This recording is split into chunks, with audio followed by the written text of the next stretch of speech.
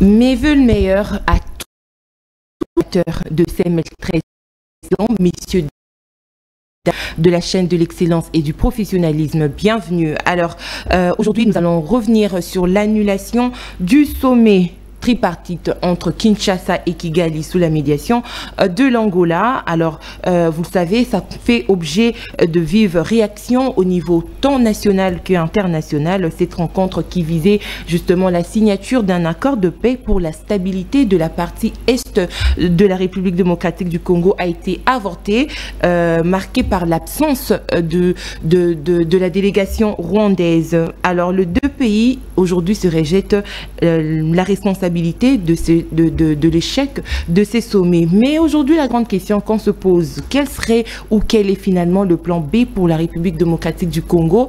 Parce que ce sommet, justement, est un échec. Alors, sur le plan national, quel est l'aperçu de Congolais, de Quinois, de politiques quant à ce, messieurs, dames, analyser cette question, nous allons voir pour vous. Vous le savez, c'est un habitué de ces plateaux. Monsieur Aristote, bonjour et bienvenue à vous. Bonjour Madame Tania, nos voeux le meilleur. Merci. Merci pour cette invitation qui me soit permis également de saluer les DG de cette chaîne. Un homme constant, un homme de conviction, Louis France, un homme assis, un homme réfléchi, un homme intelligent. Louis France Kouzikissa, je te salue à partir de Matadi, il me revient qu'il est en déplacement. Exactement. Et c'est lui qui est en train d'organiser cette chaîne. Merci au personnel. Je suis honoré qu'il me soit également permis de saluer le président national de mon parti politique. Il s'appelle Joseph Kabila Kabange. C'est lui le président national de mon parti. Il a soutenu sa thèse la semaine passée. Il est maintenant, oui, Joseph Kabila est docteur en sciences politiques et relations internationales dans une université sud-africaine. Il est là. Je lui salue également le secrétaire permanent de mon parti, Emmanuel Arzan Chadari, le cadre militant, tous les camarades avec qui nous avions lutté, combattu depuis le des intimidations, d'arrestations, des régimes, mais nous tenons toujours fermes, nous sommes constants, nous n'allons pas abdiguer, nous n'allons pas intégrer les partis de Tshisekedi, nous n'allons pas participer aux festivités de Tshisekedi telles qu'organisées par la fondation de sa femme, première dame. Nous disons merci pour cette invitation. Il y a de ceux qui participaient au dîner de Tshisekedi? Oui, madame, nous avions connu dans ces pays des journalistes dits engagés. Nous avions connu dans ces pays des journalistes qui faisaient office aux chargés de mission des politiques dans ce pays. Nous avions connu dans ces pays des camps politiques de certains journalistes. Certes, ils sont nets, mais ils avaient de penchants envers un certain camp.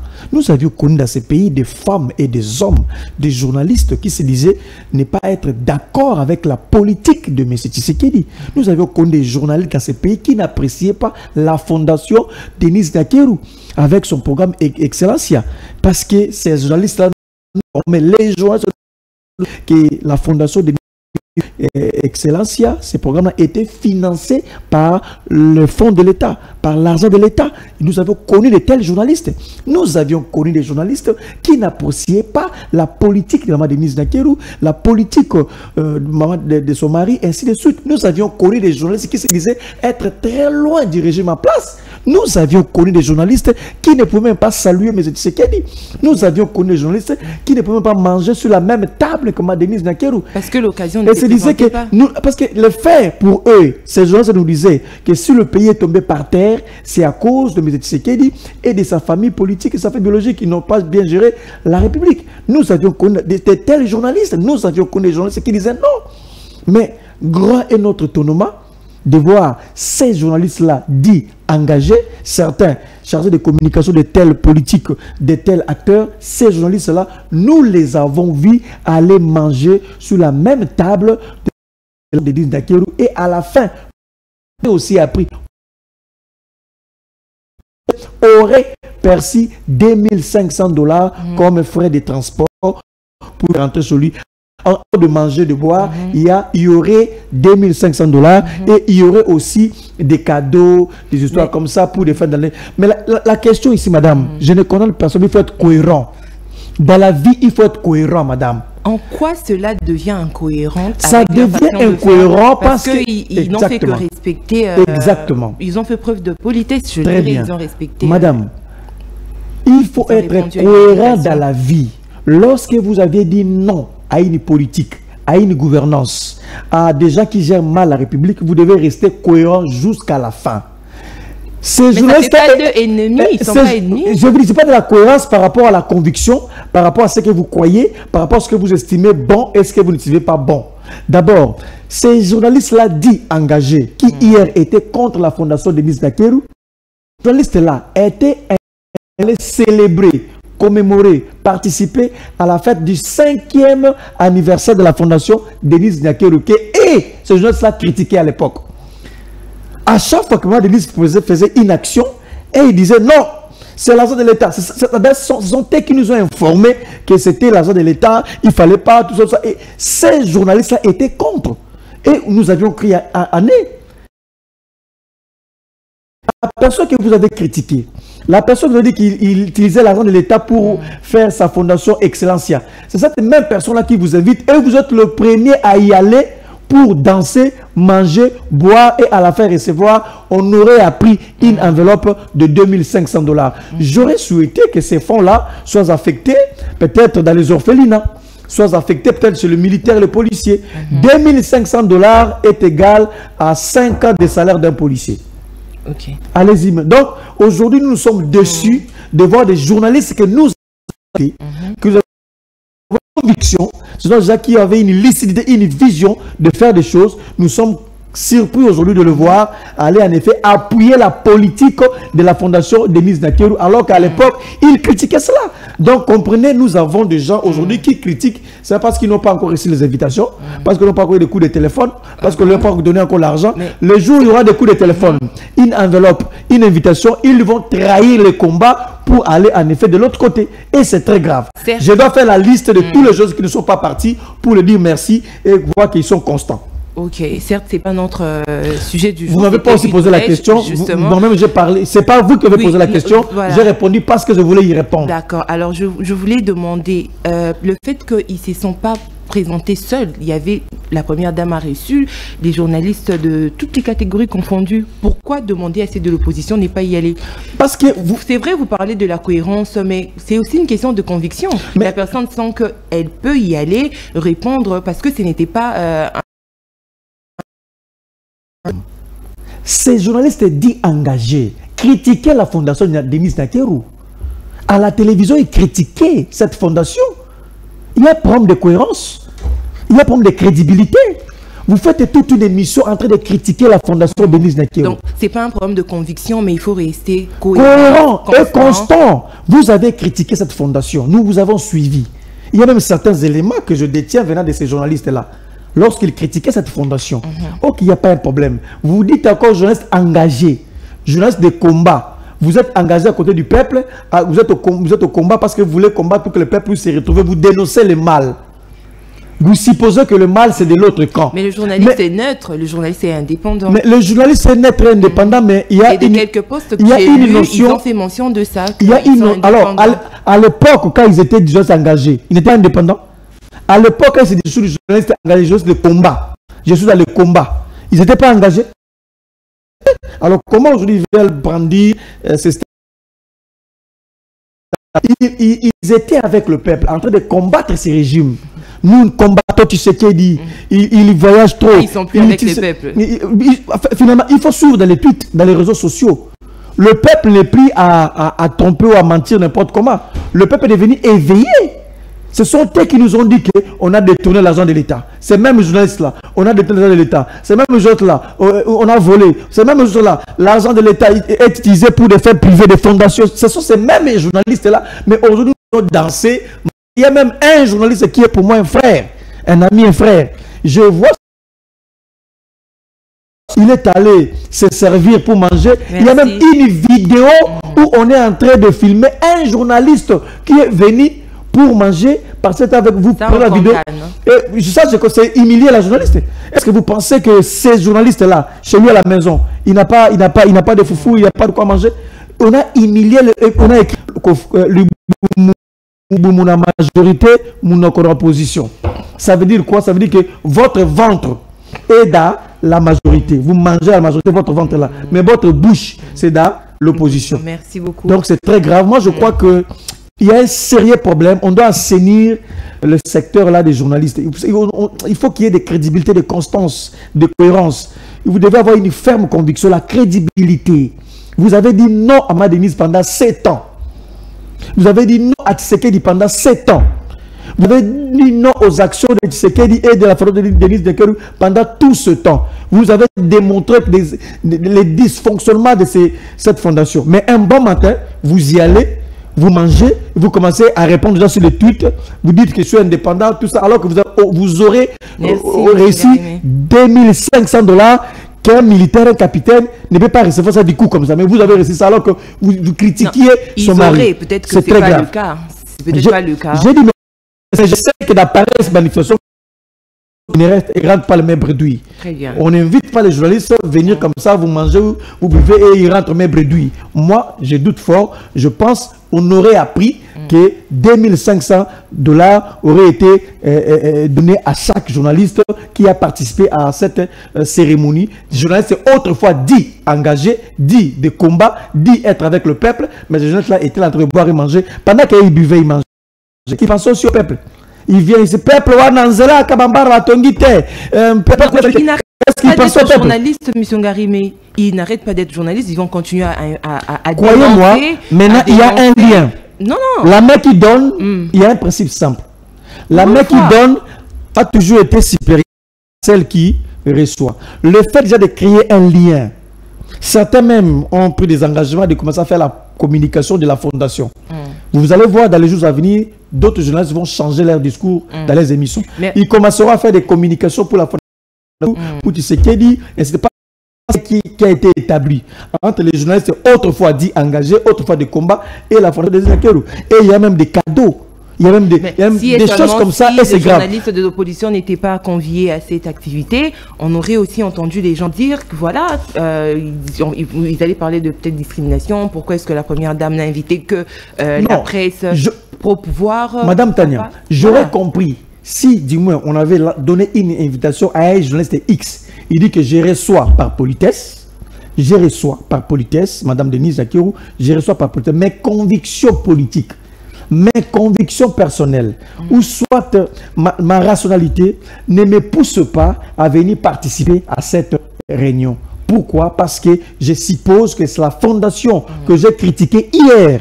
J'avais dit que cette fondation bénéficiait des fonds de l'État congolais. Je ne peux pas venir m'asseoir sur la même table en train de boire et manger et recevoir 2500 $ comme transport à la fin de la cérémonie. Je reçois l'invitation. Il y a d'autres gens qui ont reçu l'invitation qui ne sont pas venus, je vais vous en citer. Non, merci. Voilà, alors il y a des gens qui ont reçu l'invitation, il dit que merci, mais je ne viens pas. C'est pourquoi vous faites très attention à certaines personnes qui se disent engagées au combat de la lutte. Parce qu'on change à tout moment. Que c'est l'opposition qui organisait une activité qu'on convie également aux journalistes pro-pouvoir. Vous avez déjà vu, madame, vous avez déjà vu Rachel Kitita venir dans la réunion de Maman Olive Lembe. Parce qu'elle n'est pas conviée. Elle a toujours été conviée. Moi, je fais des émissions dans sa chaîne. Avez-vous déjà vu Rachel Kitita venir chez Olive Lembe? Non. Pourquoi? Parce que Rachel Kitita s'est connue, elle est pro, elle est avec Maman Denise. Ses convictions. Kitita est indépendante. Hein? Elle est indépendante, oui, mais nous voyons ses passions. Nous voyons ses actes. Elle n'a jamais montré moi une seule photo que vous avez vu. Maman Rachel Kitita et Maman Olive Lembe. Ou dans l'une des cérémonies de Olive Lembe. À Kinakachu, c'est comme ça. Qui se disent non. Montrez-moi une seule vive photo de Joël Kadé. Vous connaissez Joël Kadé? Une photo de Joël Kadé où il était dans la réunion de Olive Lembe. Joël Kadé. Est-ce qu'ils sont invités? Ils sont conviés? Ils sont conviés. Ils reçoivent les invitations. Et à la fin, ils disent, pour nos luttes, pour nos passions, nous ne pensons pas que nous pouvons nous associer à vous et à votre mari. Et c'est ça les grands problèmes. Donc, des journalistes que nous voyons aujourd'hui qui se disent pour le peuple, Balapoto. Des gens là, il faut avoir un peu de recul. Un peu de recul et le regarder autrement. Parce que ça, voilà, non, c'est une première fois, ça passe. Mais il y a déjà rien qui s'est établi. Voilà. C'est grave. Merci beaucoup, Monsieur Ngarimé, pour cette incise. Alors, on entre dans le sujet du jour, mais avant ça, j'aimerais aussi ouvrir une seconde brèche. Cette fois-ci, c'est par rapport au discours, je crois, que vous avez tenue dans la tribune La Voix du Peuple. Exactement. Qui a réuni les jeunes de différents partis politiques de l'opposition. C'était quoi l'objectif visé? Merci madame, c'était sur initiative de nos secrétaires faisant suite à ce qui était passé au centre interdiocésain où les secrétaires généraux de tous les partis politiques se sont retrouvés et ils ont fait une déclaration commune. Après cela, il fallait que de jeunes, la jeunesse de chaque parti politique puisse également se retrouver pour faire une déclaration commune et continuer dans la même direction. C'est ainsi que nous nous sommes retrouvés.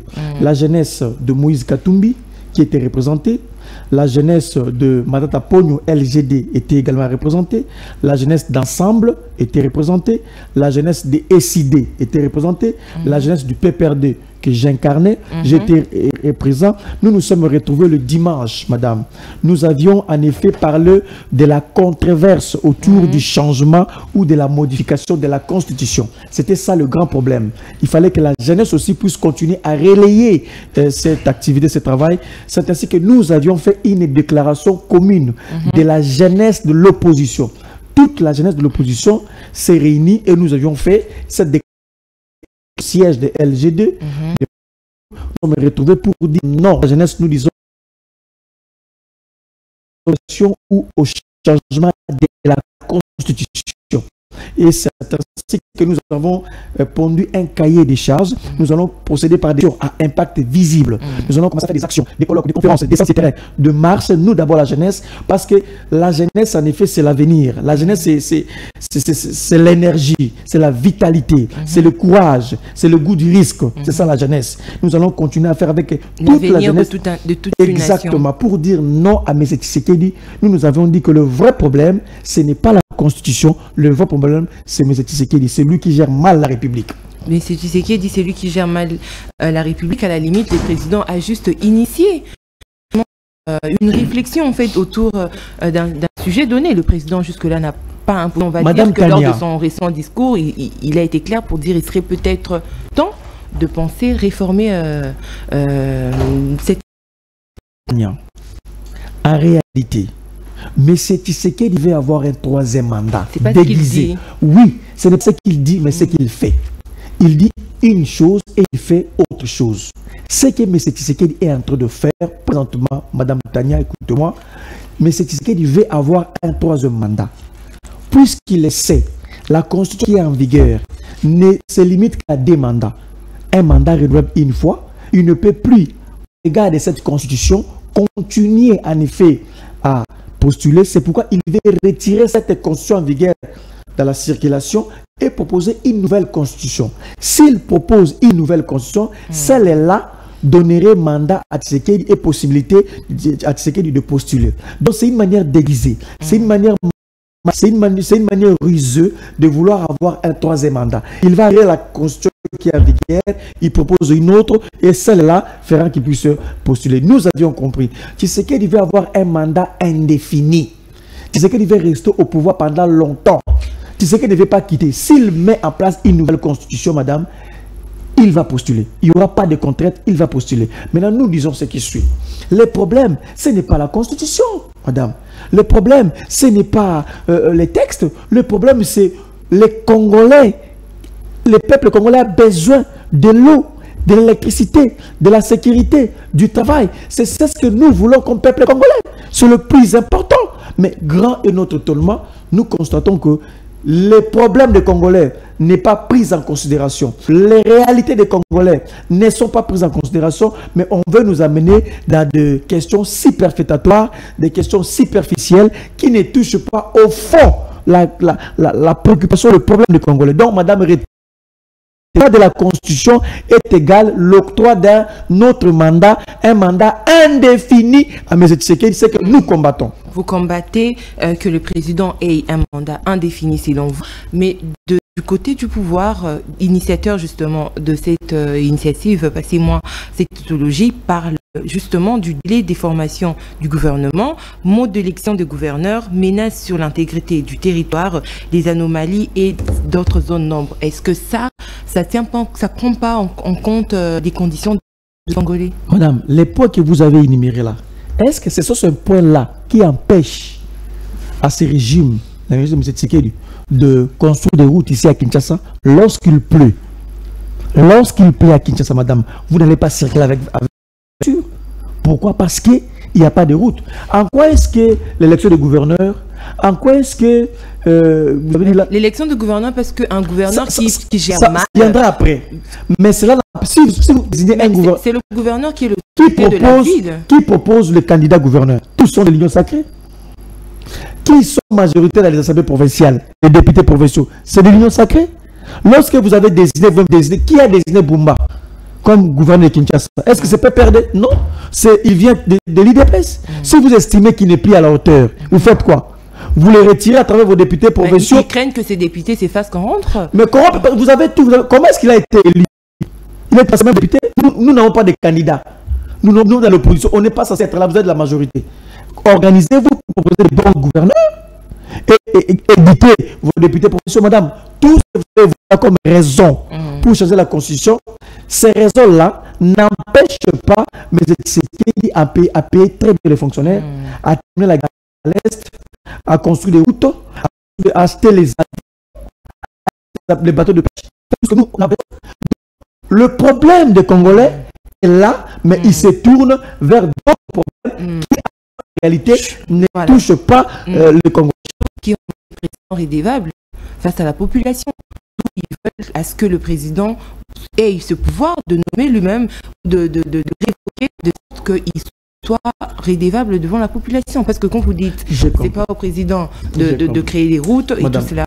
En fait, vous voulez le régime présidentialisme. C'est pas moi qui veux. Ouais, voilà, c'est pas vous en fait, c'est l'IDPS en fait. Un régime présidentiel en fait, où le président lui-même nomme le Premier ministre, révoque, fait tout. Nous avions déjà... Parce que le Congolais, quand il pose de questions, c'est au président qui s'adresse. Alors que exactement. Nous avions déjà connu ça dans ces pays, avec Mobutu. C'est le genre de régime. Qu'est-ce que nous craignons?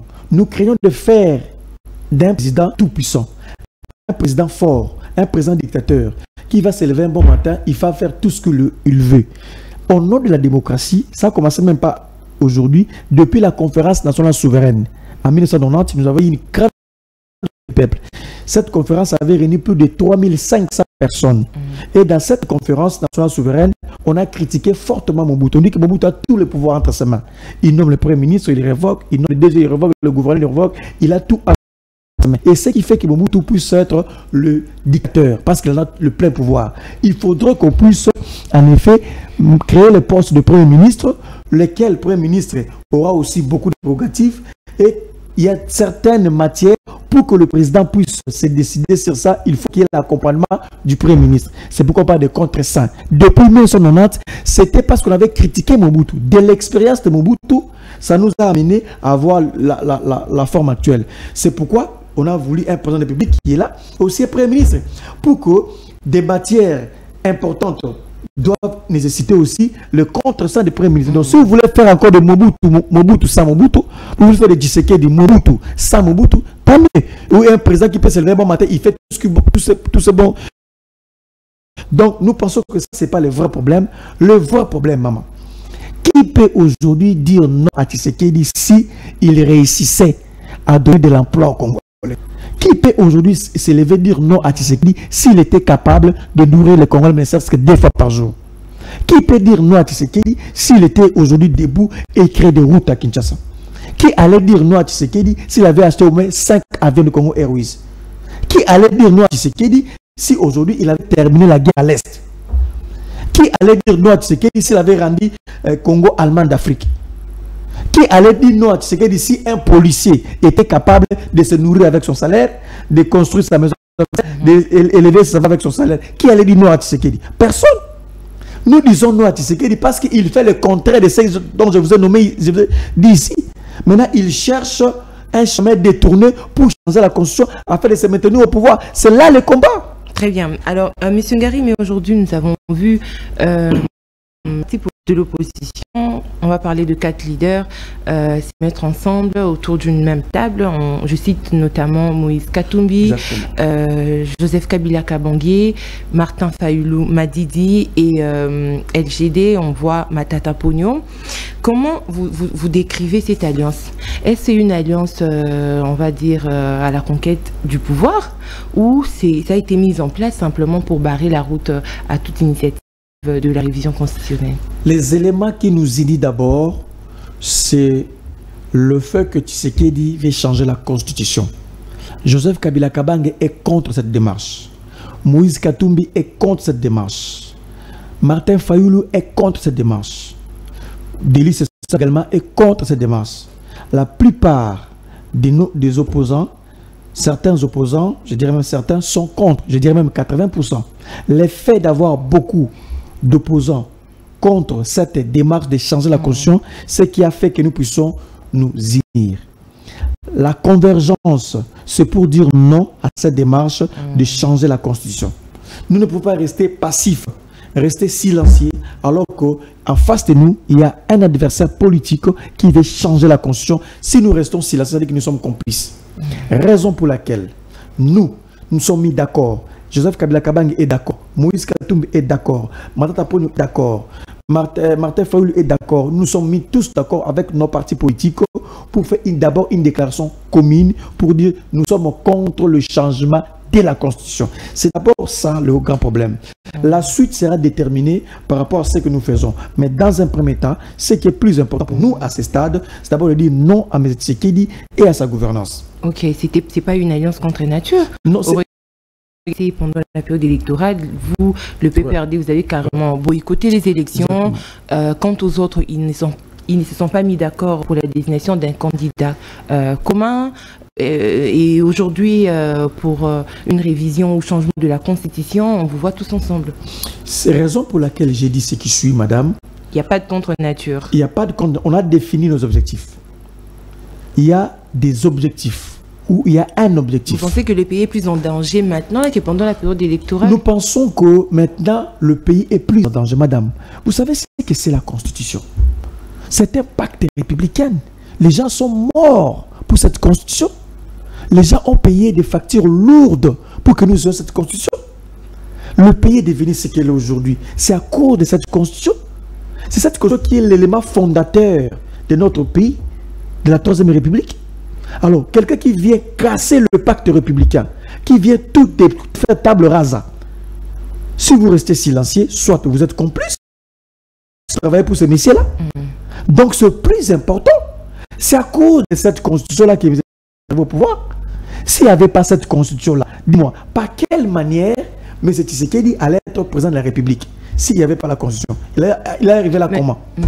S'il n'y avait pas la constitution-là, que lui veut briser, comment est-ce qu'on allait faire les élections?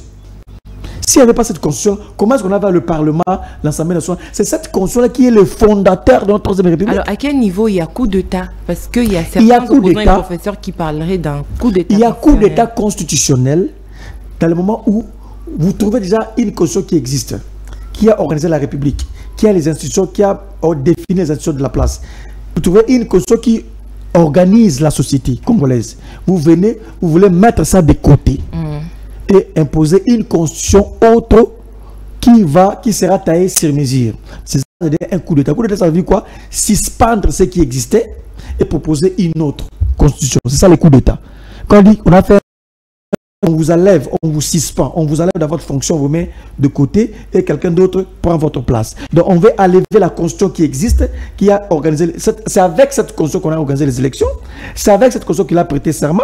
C'est avec ça qu'il y a le Parlement, le Sénat, le gouvernement, il y a tout. Avec ça, vous voulez mettre ça de côté pour proposer une nouvelle. C'est un coup d'État constitutionnel. Et nous disons que ça ne peut pas aller comme ça. Le vrai problème, madame, je ne sais pas si je suis le seul à avoir vu cette vidéo. Je ne sais pas si vous aussi vous avez vu.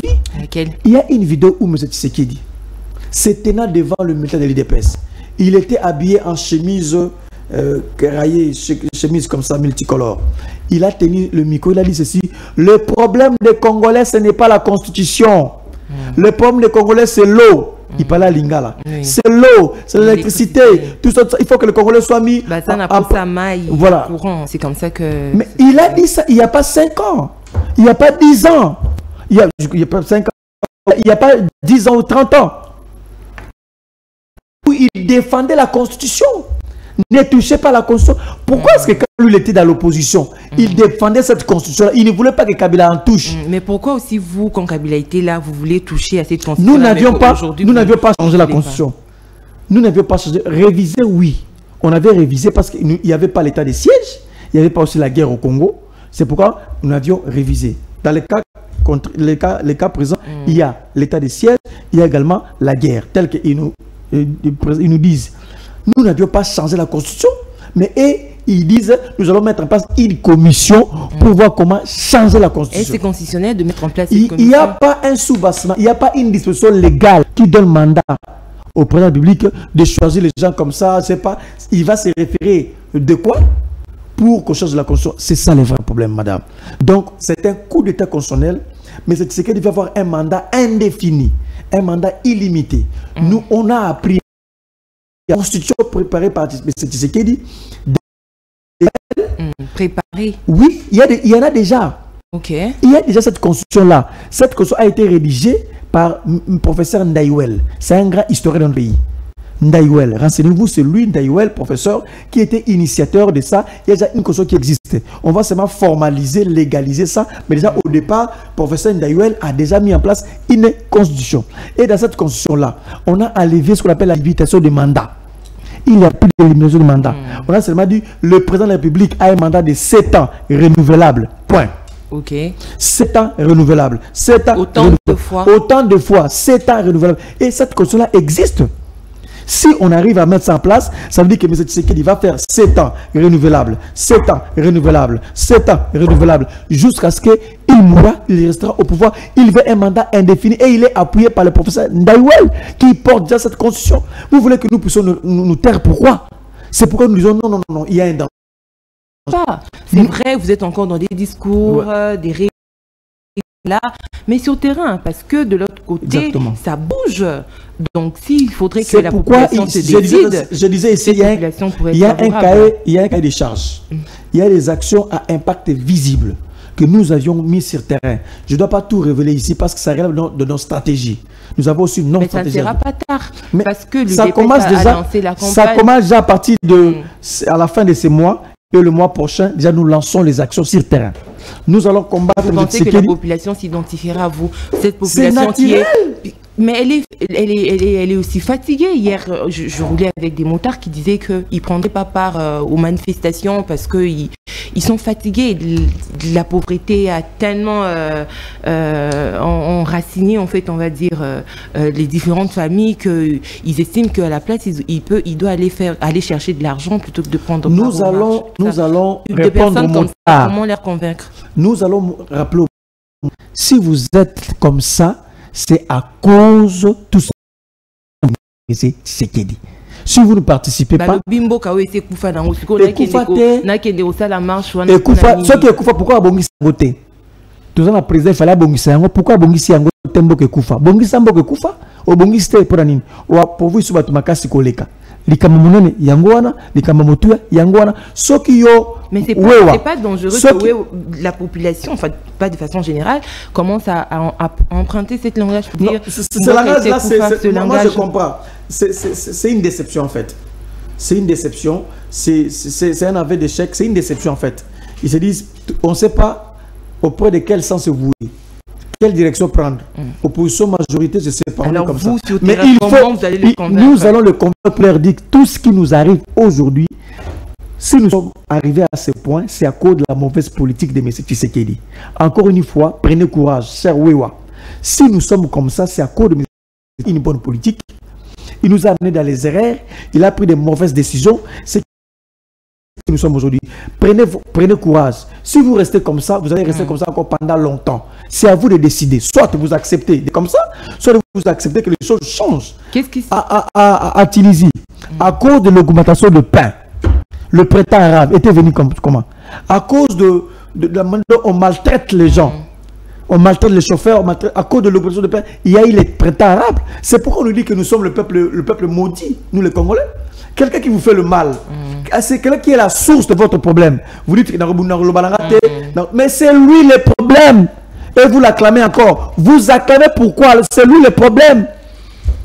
Donc, nous allons convaincre le Wewa. les jeunes, les étudiants, parce qu'on a déjà un cahier des charges. Il y a nos stratégies, je ne vais pas dévoiler nos stratégies ici, madame, retenez, vous allez voir nos stratégies sur terrain, nos actions sur terrain, nous allons dire non à M. Tshisekedi. Et c'était quoi le message clé que vous avez apporté à la jeunesse dans votre... Nous avions dit à la jeunesse que M. Tshisekedi s'est trompé. Le vrai problème des Congolais, ce n'est pas la modification de la Constitution. Le vrai problème des Congolais, c'est la sécurité. C'est l'emploi de la jeunesse, c'est la nourriture, c'est les routes, les hôpitaux, nos écoles. C'est ça. C'était du faux. Rien n'a été fait et rien ne sera fait. Donc on a dit ça à la jeunesse. A commandé des bus métro. Mais on a pas. Où sont les bateaux de pêche? Où sont les avions? Où sont le métro? Tout ce qu'il nous a promis. J'ai même fait un livre. Où en sommes-nous avec toutes les promesses non tenues de Tshisekedi? Nous avons rappelé à la jeunesse... Le métro, cette fois-ci, c'est le gouverneur qui a annoncé qu'il y aura des bus métro. Bien qu'on se demande où est-ce que ça va rouler. Les Kinois croient encore au gouverneur de la ville de Kinshasa. Vous croyez vraiment à Bumba, à M. Bumba? Lui dit ceci, M. Bumba. Il a fait appel au marabout, il a fait appel aux magiciens, Mme Dikeba, tout ça, pour bloquer la pluie. Et il dit qu'à chaque pluie tombe, ça lui énerve. Il ne trouve pas comment faire. C'est-à-dire qu'il est limité. Le gouverneur est limité. Les travaux engagés ne peuvent avancer parce que la pluie vient. Pas forcément. Aujourd'hui, il y a la technologie. Il y a la météo. On peut savoir à quel moment travailler. Même la nuit, on peut le faire. Les Chinois le font. C'est-à-dire que le gouverneur de Kinshasa est limité. Bumba n'a rien à donner à Kinshasa. Je ne sais pas pourquoi, depuis qu'il est-ce que vous sentez que la ville de Kinshasa est gouverneur? On ne sent pas la présence d'un gouverneur à la ville de Kinshasa. Une ville de plus de 20 millions d'habitants, et vous mettez gouverneur Bumba. Je l'ai vu circuler, je ne sais pas, à Tirki, soit à Dubaï, il dit que je suis venu chercher le métro ici. Quand vous voyez seulement le gouverneur Bumba, comme il marche là, quand il marche là, quand il parle, quand vous le voyez seulement comme ça, vous sentez l'échec. Ah bon? Vous sentez l'échec? Quand vous voyez le gouverneur Bumba, vous le voyez venir marcher, venir vers vous. Ça, c'est l'échec. Comment ça, le chèque, le gouverneur qui s'est même c'est pas de marché. Non, non, il s'est déployé pour... il est en train de s'activer pour trouver des solutions. Il a déjà fait 100 jours. 100 jours. Évaluez d'abord les 100 jours. Les 100 jours. Une seule action, c'est que ça crée de l'espoir. Ça peut nous amener de l'avant. Une seule action de gouvernement. Il n'y a rien. La ville de Kinshasa n'a pas un gouverneur. C'est comme s'il y a un protocole au sommet de Kinshasa. La solution pour justement pallier à ces différents problèmes, vous dites que la ville de Kinshasa n'a pas de gouverneur, on ne sent pas la présence de l'autorité, du côté de la présidence également, mais est-ce que le Congolais n'est pas dirigé ou le Congo n'a pas de dirigeant? Le Congo, c'est le désespoir. Le régime de Tshisekedi, c'est le désespoir. Il n'y a pas de l'espoir. C'est fini. N'espérons rien, peuple congolais. Je pense que nous sommes dans une direction de... C'est comme une voiture automatique déjà programmée. Nous allons ainsi jusqu'à la fin, jusqu'à ce qu'elle va finir son mandat. Alors qu'il faut croiser les bras, attendre 2028. Ce qu'il faut faire, il faut demander, la démission de M. Tshisekedi. De 2, le pousser à faire mieux. 3, à faire des propositions à gérer parce qu'il est là jusqu'à 2028. Mais au fond, nous ne voyons pas M. Tshisekedi changer des choses. Le changement de paradigme, le changement de donnes, l'augmentation de vie, la création d'emplois, maîtriser les cadres macroéconomiques, le pouvoir d'achat des Congolais. C'est-à-dire que nous ne voyons pas M. Tshisekedi le faire. Et c'est un échec grave, madame. C'était une erreur de parcours. Il ne fallait pas. Non, il ne fallait pas quoi? Parce que le président, lors de son discours... Il ne fallait pas. Non, non, lors de son discours, le président a justement fait le compte rendu de ces réalisations, notamment la stabilisation du taux d'échange, baisse des prix des premières nécessités, la gratuité de l'enseignement et tant d'autres. Madame, le discours du chef de l'État doit se marier par rapport aux réalités des Congolais. Entre les discours, a promis la construction de... Il a promis, toujours promis. Après avoir représenté Madame, ce qu'il a fait. Entre les discours et la vie des Congolais, il y a un grand écart. Ça ne se marie pas. On a l'impression que le chef de l'État est dans un autre monde, un monde qui est propre à lui, un Congo que lui-même connaît, et il y a également les Congolais qui vivent une autre réalité. Donc c'est beau de tenir des discours, C'est beau de parler, c'est beau de dire je fais ça, mais est-ce que le peuple sent, le peuple ne ressent pas cela, le peuple ne vit pas ça, le peuple ne palpe pas ça? Entre le discours et le faire, il n'y a pas le mariage.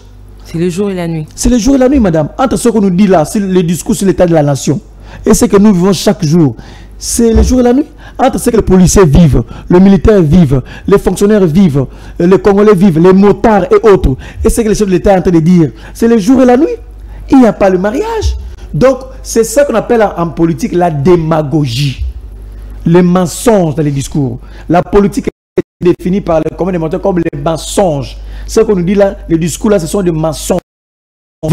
C'est autre chose. Très bien. Alors, Aristote Ngarimé, il est cadre au sein du parti politique PPRD de l'ancien président Joseph Kabila Kabange. C'est avec lui que nous sommes en train de changer sur les différentes questions d'actualité. Tout justement, nous allons ouvrir le chapitre sur l'annulation du sommet tripartite qui devrait se tenir dimanche à Luanda entre la République démocratique du Congo et bien sûr le Rwanda. Le président rwandais n'a pas répondu présent justement à cette invitation. Pourquoi? Parce que selon lui, la RDC aurait refusé, ou la RDC a refusé de négocier avec le rebelle M23. Notre ministre des Affaires étrangères a dit que c'est une ligne rouge à ne pas franchir. Alors, mais elle a quand même mis l'accent sur le fait que, bien que malgré qu'il y a eu cet échec, la RDC va continuer sur ce processus c'est un processus qui va rendre le Rwanda, va continuer sur ce processus. C'est ce processus qui va justement rendre le Rwanda redevable. Alors, est-ce qu'il n'est pas, l'heure n'est pas, je m'excuse, à trouver un plan B, question de faire établir la paix et stabiliser la partie est de la République démocratique du Congo? Est-ce que l'idéal, c'est vraiment de continuer à réfléchir sur ce processus de Luanda qui, pour une seconde fois, marquerait encore quelques limites ou quelques faiblesses? Alors, Monsieur Ngarimé, vous êtes également politologue. Exactement. Alors, avant justement de revenir sur ce qui a été dit par la ministre et d'autres réactions, vous allez nous donner votre lecture de fait sur le chèque carrément de ce processus qui devrait ramener la paix dans la partie est de la République démocratique du Congo, parce que c'est l'accord de paix et de stabilité qui devrait être signé. Madame, je le dis avec le sérieux humain le plus poussé. Je suis sérieux. C'est ce qui dit, encore une fois, fait humilier la RDC à Luanda. À travers Tshisekedi. Humilier ou démasquer? Humilier la RDC. À travers Tshisekedi, le Congo est continuellement humilié. Le sens de l'honneur, le Congo en a perdu. Le sens de la dignité, le Congo en a perdu. Le sens de la grandeur, le Congo en a perdu. Le sens des rayonnements congolais, nous avions perdu à travers Tshisekedi. Mais c'est ce qui fait humilier la République démocratique du Congo à Luanda. Ça, il faut retenir. Mais c'est ce qui ne maîtrise pas la diplomatie. Mais c'est ce qui ne maîtrise pas la géopolitique. Mais c'est ce qui ne maîtrise pas la géostratégie. Il ne maîtrise pas la sociologie des conflits. Il ne maîtrise pas les relations internationales. Il ne maîtrise pas les rapports de force. Raison pour laquelle il nous a fait encore une fois humilier à Luanda. Il a réussi à identifier. Mesdames, c'est faux. D'ailleurs, le monde international, c'est un monde anarchique. Qu'il faut respecter. On ne respecte que les rapports de force. Cette notion-là des rapports de force, de la dignité, de la crédibilité, du sens de l'honneur que nous devons donner à notre État, mais c'est ce qu'il dit, n'a pas ça, il ne maîtrise pas ça. Il ne fait que humilier la RDC. De un. De deux, madame. Entre la ville de Luanda et Kinshasa, pour le vol normal, c'est 45 minutes. Si vous êtes dans l'avion, 45 minutes après, vous êtes à Luanda. Comment est-ce que le service des renseignements, comment est-ce que nos diplomates n'ont pas réussi à dire à notre chef de l'État, président Tshisekedi, de ne pas monter dans l'avion parce que ça fera 45 minutes pour qu'il arrive à Luanda, pour qu'il ne puisse pas se faire humilier et humilier la République. De l'autre côté, Kagame n'étant pas venu, Kagame a saboté Kagame a négligé cette réunion. Notre président ne pouvait pas se présenter parce que les services de renseignement avaient cette lourde responsabilité de dire à notre chef de l'État de ne pas participer. Il y a l'année externe, relations extérieures. Comment est-ce que vous pouvez comprendre, madame, nous qui sommes victimes, nous qui sommes agressés, nous qui sommes, n'est-ce pas, asphyxiés par l'agression, nous puissions être là présents à travers notre président, nous sommes présents, mais Kagame ne vient pas. D'abord, il y a une faillite. Mais par respect, allez-y. Il y a un dysfonctionnement dans la diplomatie. Il y a un dysfonctionnement dans la diplomatie. Il y a un dysfonctionnement dans nos services. Nous avons l'impression que nous ne connaissons pas la politique étrangère de la RDC vis-à-vis de Rwanda. Nous ne connaissons pas. Nous n'avons pas une doctrine diplomatique. Nous n'avons pas une doctrine de la guerre. Nous n'avons pas une doctrine de la défense. Nous n'avons pas une doctrine de la dignité. Mais c'est Tshisekedi a fait humilier la RDC. C'est très grave. Troisième élément, madame. Ce qu'il faut encore retenir. Avancez. Par ce qui s'est passé. Madame. Mais Tshisekedi nous a dit dans ce pays qu'il ne va jamais rencontrer Paul Kagame. Il ne rencontrera Paul Kagame qu'au ciel, devant Dieu. Maintenant, le ciel sur la terre. Le ciel sur la terre. Le ciel est maintenant à Luanda. Le ciel s'est déplacé. Le ciel est maintenant sur la terre. Le ciel est à Luanda. Et c'est notre président qui était le premier à y être. C'est-à-dire que c'est lui qui en avait vraiment envie. Même Kagame, il est resté sur là de boire son café. Il dit, ah, je ne viens pas. Il m'a dit au ciel, le ciel s'est déplacé, maintenant le ciel est à Luanda. Quelle humiliation! Il faut être cohérent.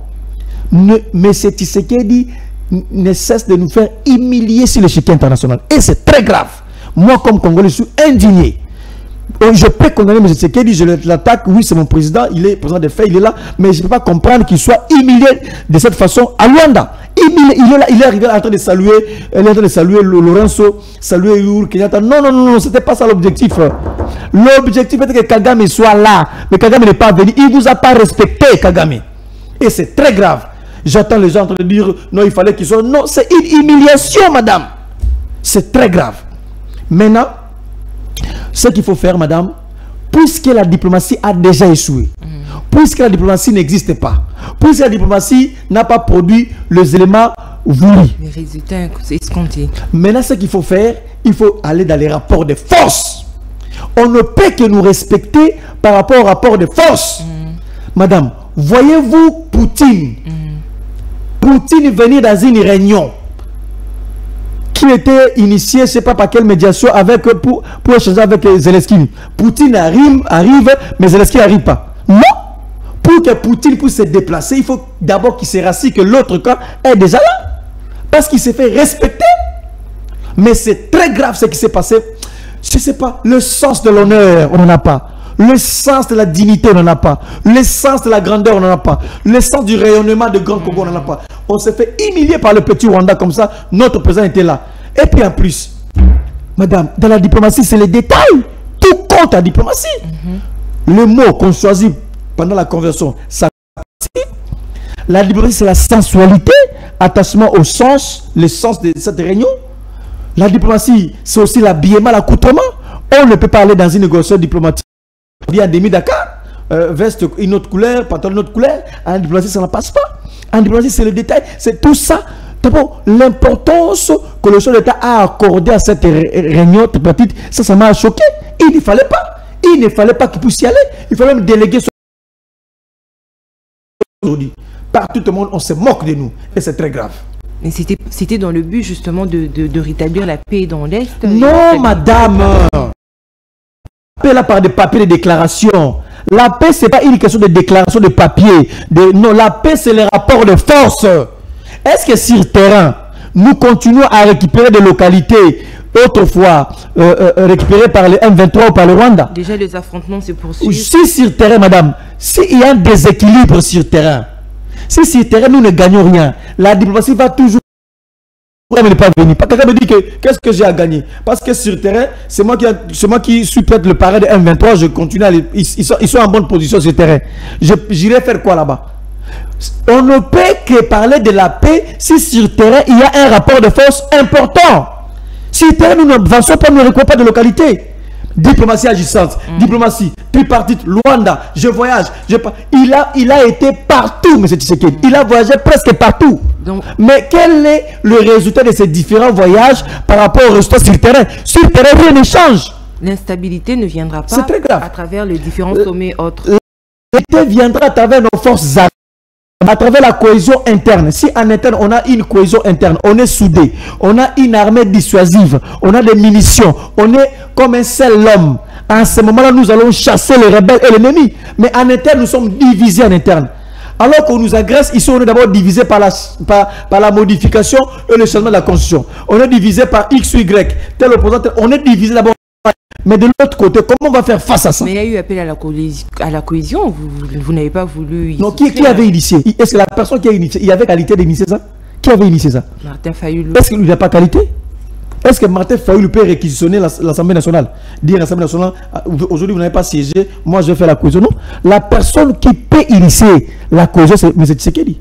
C'est lui qui a les moyens de l'État. C'est lui qui a les institutions. C'est lui qui peut s'élever et dire que je veux une cohésion nationale. C'est ainsi que ça se passe. Donc, madame, au fond, ce qui s'est passé à Luanda, madame, c'est un grand échec. C'est une humiliation. Il ne fallait pas que le président Tshisekedi ait fait à Luanda. Il ne fallait pas. Il a encore une fois fait humilier la République démocratique du Congo. Ne pensez-vous pas que la présence du président là-bas traduirait une illustration de la détermination, comme je venais de lire, du président à mettre fin à cette guerre et aussi le respect du médiateur? C'est faux. Madame, le monde international, les relations internationales, c'est un monde où il n'y a pas une autorité suprême qui dicte les choses. Le monde international est guidé par les intérêts. Lorsque je ne trouve pas mes intérêts dans une telle relation, dans une telle conférence, dans un tel sommet, je ne viens pas. Donc on ne vient pas pour faire l'idéalisme. Je suis venu pour respecter. Ça c'est l'idéalisme. Il faut être réaliste. Réaliste c'est quoi? Nous venons pour qu'il y ait la paix, pour qu'il y ait cessation d'hostilité. Et la personne qui est supposée indexée comme initiateur de ça, alors il n'était pas là. Qui est le Kagame? Kagame n'était pas là. Donc ça ne nous amène pas d'idéalisme. Non, ce n'est pas une question de foi, ce n'est pas une question de bonne foi, ce n'est pas une question de l'idéalisme, c'est une question de rapports de force et de réalisme. Qu'est-ce que nous allons gagner? Et c'est ça le grand problème. Très bien, je l'ai dit en annonçant justement ce chapitre pour la ministre des Affaires étrangères, alors que vous estimez qu'il faut un rapport de force, il faut carrément que la RDC attaque ou la RDC déclare la guerre, parce que la RDC ne l'a pas encore fait, pour que la paix soit de nouveau de retour et que ça s'impose dans la partie est de la République. Pour ce qui est des autorités, notamment la ministre, elle estime qu'il faut encore rester sur ce processus. C'est la faiblesse, c'est l'impuissance de l'État. J'écris ma thèse doctorale sur l'impuissance de l'État congolais. Ce sont... Est-ce que ce sont des décisions de ces... Non, madame. Vous ne savez pas ce qui se passe en Israël. Comment est-ce qu'Israël a répondu le Liban? Vous ne voyez pas... Vous pas comment est-ce que Poutine est en train de répondre à Zelensky? Jusqu'à détruire le numéro 1. Voilà. Le vrai problème, madame, ce n'est pas de rester dans le processus. Le problème, c'est les rapports de force. Mais qu'est-ce qui empêche les RDC d'engager justement... c'est le leadership faible. Un leadership faible. On a un commandant suprême qui a un leadership faible. Manque de vision. L'armée, on a une armée. Mais l'armée doit être orientée par un leadership fort au sommet de l'État. Un leadership politique doit orienter cette armée. L'armée existe. On a une armée de 200 000 hommes. C'est bien, je suis d'accord. Mais est-ce que le leadership au sommet de l'État, est-ce que les décisions politiques prises, les orientations, tout ça, ça compte aussi? C'est ça le grand problème, madame. Donc, imitez au moins la Russie, imitez au moins Israël. Madame, est-ce que vous savez qu'Israël, c'est une nation réputée, une nation de Dieu? C'est là où Israël, c'est Dieu, c'est la Bible, Israël. Oui. Bien qu'Israël, mais Israël fait la guerre. Israël attaque ses ennemis. Il impose son respect. Il impose le respect. Israël a des bombes. Israël a des armes. Israël fait la guerre. Bien qu'Israël, Israël c'est la Bible, nous connaissons, mais cet Israël-là fait la guerre. Alors comment le Congo, qui est le Congo, qui n'est même pas cité dans la Bible, Jésus-Christ n'a même pas été ici. Mais Jésus-Christ n'est même pas passé ici. Mais on a mal à faire la guerre pour se faire respecter. Il faut se faire respecter. Le respect s'impose, il faut le respect. Le Rwanda rejette également la faute à l'RDC. Est-ce que le Rwanda est en position d'exiger quoi que ce soit? Le Rwanda ne peut que faire ça, parce que les Rwandais tirent profit. Lorsqu'il y a instabilité de la partie est de notre pays, c'est le Rwanda qui gagne. Lorsqu'il y a instabilité, le Rwanda continue à piller. Lorsqu'il y a instabilité, nos minéraux passent à travers le Rwanda. Aujourd'hui, on voit le digne fils du pays qui se sont associés carrément au M23. Mais justement, c'est qu'il faut condamner. Moi, ce que je condamne, notre loyaliste, il faut la République aimer les institutions. Donc, le Rwanda ne peut que se comporter ainsi parce que ça profite au Rwanda. Cette situation est profitable au Rwanda. Mais ce qui n'est pas profitable à vous. L'insécurité, ce n'est pas au Rwanda. L'insécurité, c'est à la RDC. Le minerai, c'est de la RDC. Nos richesses pillées et qui passent à travers le Rwanda. Donc, en réalité, le Rwanda ne peut que se comporter. C'est à nous de se faire respecter. C'est à nous de dire assez au table, le poing sur la table. On dit que assez, il faut que nous puissions chasser l'ennemi, les rebelles. Il faut faire tout pour que le rebelle soit hors d'état de nuire. Et nous n'arrivons pas à le faire. Il y a un problème de leadership au sommet de l'État. Il y a un problème de mauvaise politique que nous mettons. Il n'y a pas la cohésion. Il n'y a pas la vision. Il n'y a pas la cohésion. Nous sommes divisés en interne. Alors qu'il faut parler des choses sérieuses, non pas de la révision, du changement de la Constitution. Alors, si seulement si le président convoquait une cohésion nationale aujourd'hui, répondriez-vous à cette invitation? Si c'est fait en bonne et due forme. En bonne et due forme, c'est-à-dire? C'est-à-dire qu'on compte à Kabange officiellement par des voix que nous connaissons. On dit, monsieur Kabila, nous voulons un dialogue avec vous. Il est contacté officiellement. Mais il est accusé, ou je ne sais pas le dire, au passé, au présent, au futur. Comment alors vous voulez qu'il y ait dialogue alors que vous continuez à accuser les autres d'être derrière les M23? Alors comment on va faire la cohésion? Déjà, vous dites que AFC, c'est Kabila. Vous dites ça, c'est Kabila. Alors comment alors Kabila aura le courage de venir? Donc si vous faites ces choses proprement, vous invitez les gens proprement, vous dites, écoutez, messieurs, nous voulons la cohésion nationale. Vous êtes aussi un acteur important sur l'échiquier national. Kabila, nous vous invitons. Moïse Katou, nous invitons. X, nous vous invitons. Retrouvons-nous autour d'une table pour, en effet, réduire sensiblement la nuisance de l'ennemi. Si ça se fait et que nous viendrons parler de nation, parce que la finalité, c'est l'État congolais. C'est la nation, c'est nos frères qui souffrent là-bas. C'est nos frères qui meurent là-bas. Je ne vois pas comment Kabila refuserait de venir si on l'invitait pour partir à un dialogue.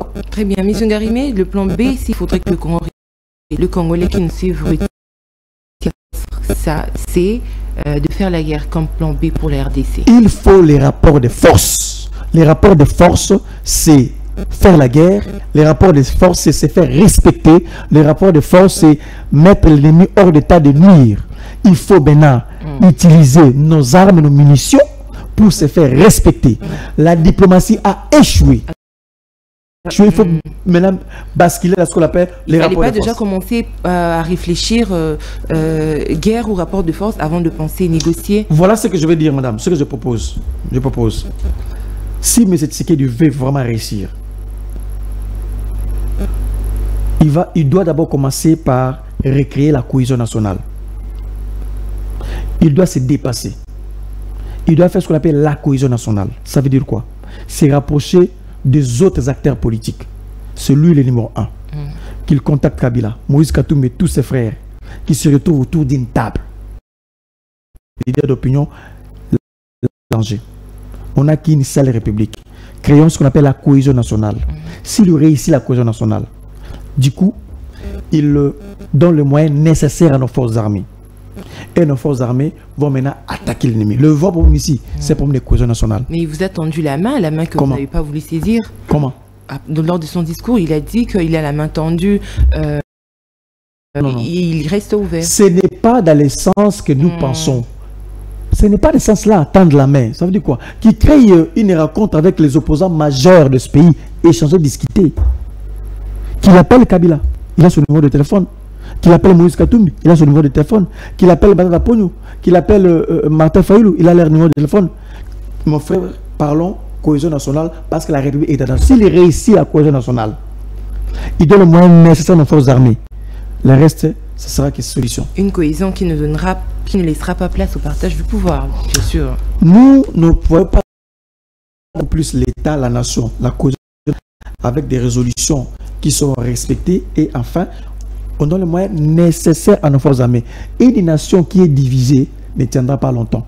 Une république qui est divisée ne tiendra pas. Même la Bible dit un royaume qui est divisé ne tiendra pas longtemps. Si en interne nous sommes divisés, on ne va pas tenir devant l'ennemi. Merci. Cette émission est terminée. Et je rappelle que c'était j'ai changé avec vous, M. Aristote Ngarini, cadre au sein du PPRD. Vous avez 1 minute pour votre mot de la fin. Madame, comme mot de la fin, je le dis avec le sérieux humain le plus poussé. Mais c'est Tshisekedi continue encore à faire humilier la RDC. La RDC est humiliée continuellement par la présence de M. Tshisekedi au sommet de l'État. Dans des sommets, dans des réunions, dans des pourparlers, M. Tshisekedi ne fait que humilier la RDC. La dernière en date, humilié à Luanda. La RDC a perdu le sens de l'honneur. La RDC a perdu le sens de la grandeur. La RDC a perdu le sens de la dignité. La RDC a perdu le sens du rayonnement. La RDC a perdu sa vision, son rôle sur l'échiquier national et africain. Nous avions tout perdu parce que nous avons un président qui ne comprend pas la diplomatie, la géopolitique et le reste. Donc la RDC est humiliée. Nous avions humilié la RDC à travers M. Tshisekedi au sommet de l'État à Luanda. Ce qu'il faut faire présentement, nous concevons M. Tshisekedi tout à fait cessante, s'il peut le faire, qu'il puisse créer d'abord une cohésion nationale en interne, qui est une cohésion, une union en interne. Soyons tous d'abord unis en interne. Et après, qu'il donne le moyen nécessaire à nos forces armées pour attaquer l'ennemi. En dehors de 2 points que j'ai évoqués ici, je ne vois pas comment est-ce que nous allons gagner. Parce que la diplomatie a échoué. Il ne faut que la cohésion interne et le rapport de force pour attaquer l'ennemi. C'est ça. Très bien, vous êtes secrétaire national. Je suis secrétaire national communication et médias du PPRD. Je suis porte-parole du PPRD. Merci beaucoup. C'est avec vous que nous avons échangé durant pratiquement 1 heure. Alors merci pour vos différentes analyses. Merci également à toute l'équipe de CML, enfin l'équipe technique de CML 13 Télévision qui a concouru à la réalisation de cette émission. Merci à vous, fidèles téléspectateurs du magazine CML chez vous, ainsi que de la chaîne CML 13 Télévision. Alors on se retrouve demain pour le 3e numéro de la semaine de votre magazine. D'ici là, restez branchés au programme de votre chaîne CML 13 Télévision. Au revoir et bonne journée.